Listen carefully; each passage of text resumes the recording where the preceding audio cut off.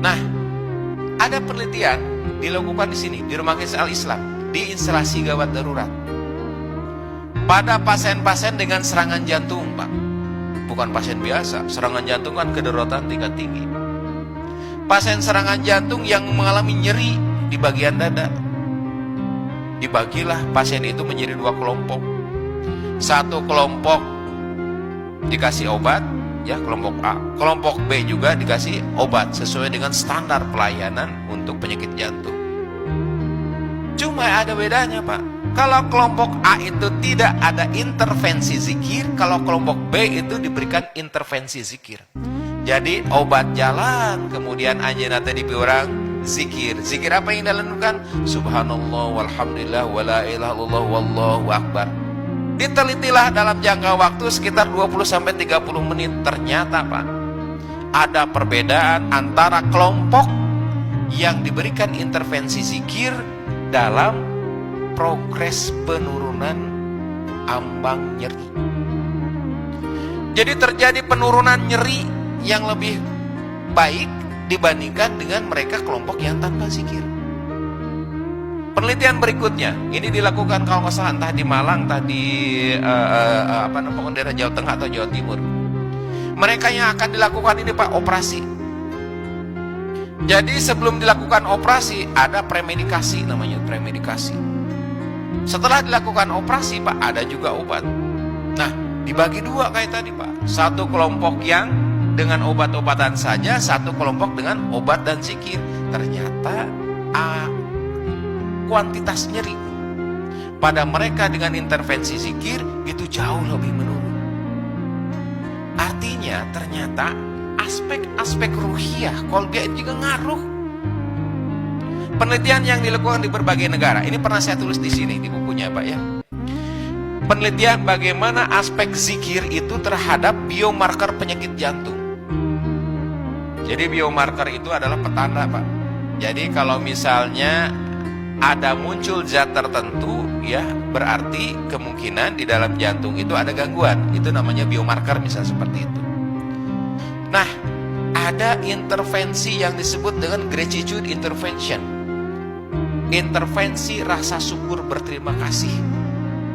Dari hasil penelitian itu ternyata, Pak, rasa terima kasih yang diungkapkan dan dilatih terus-menerus dengan protokol-protokol tertentu bisa menurunkan biomarker petanda kerusakan sel-sel jantung. Masya Allah. Jadi, Pak, kalau kita kaji secara ilmiah, Pak, zikir itu bukan suatu hal yang biasa-biasa. Kita tidak membuktikan dalam kapasitas. Kebenaran dalam surat Al-Ra'd ayat 28. Bukan kapasitasnya, karena sudah pasti benarnya. Kita pengen meneliti bahwa Allah janji alladzina amanu tatmainul qulubuhum bizikrillah, ala bizikrillah tatmainul qulub. Jadi ketika manusia itu hanya tenang, hanya tentram dengan zikir, kita coba teliti ini. Ternyata ketenangan dan ketentraman itu ketika zikir jauh lebih meningkat. Salah satu buktinya adalah peningkatan gelombang alfa pada mereka yang sedang berzikir. Nah, ibu bapak semua, sahabat-sahabat yang baik pagi, pada peristiwa sakit, ternyata zikir itu mempunyai pengaruh. Kita coba sekarang, dok, kalau begitu pengaruhnya ke bagian mana yang ada di dalam tubuh? Ke bagian otak mana? Ke bagian tubuh mana? Yang sekiranya dari zikir itu ada kaitannya. Nah, ada kaitannya bisa dengan sel darah dan sebagainya.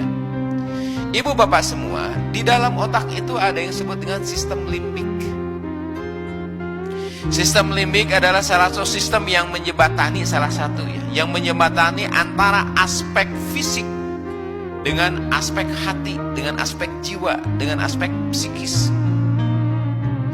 Ketika aspek jiwa sedang gundah gulana, apakah itu karena stres, depresi, cemas, maka yang terjadi, kalau kata orang Sunda, gering nangtung ngalang layung. Nah, apa bahasa Indonesianya ya? Nah, itu susah, Pak. Terjemahannya ada di sini nih, Pak. Nih, lihat. Jadi seperti orang sehat tetapi tidak segar, seperti orang sakit tidak bisa jalan, Pak. Seperti orang yang tidak ada gairah. Dicek ke dokter sehat, dicek paru-paru bagus, dicek jantung juga sehat. Tapi ternyata kenapa tidak ada gairah seperti itu? Yang terjadi adalah Pak, ketika seseorang cemas, stres, dan depresi, akan ada pengaruh terhadap dua sistem pengaturan di dalam tubuh. Yang pertama adalah sistem hormonal, dan yang kedua adalah sistem saraf. Yang tadinya kalau dia tenang, kalau dia tentram, maka yang dominan itu hormon oksitosin, dopamin, dan beta endorfin. Tatkala dia cemas begitu ya, yang keluar dominan adalah hormon epinefrin, adrenalin, noradrenalin. Fungsinya akan berbeda. Jadi Bapak Ibu semua, ketika seseorang diamanahi atau ditakdirkan menderita sakit, hal yang paling menjadi kunci dari kesembuhan adalah bagaimana sikap dia menerima takdir itu.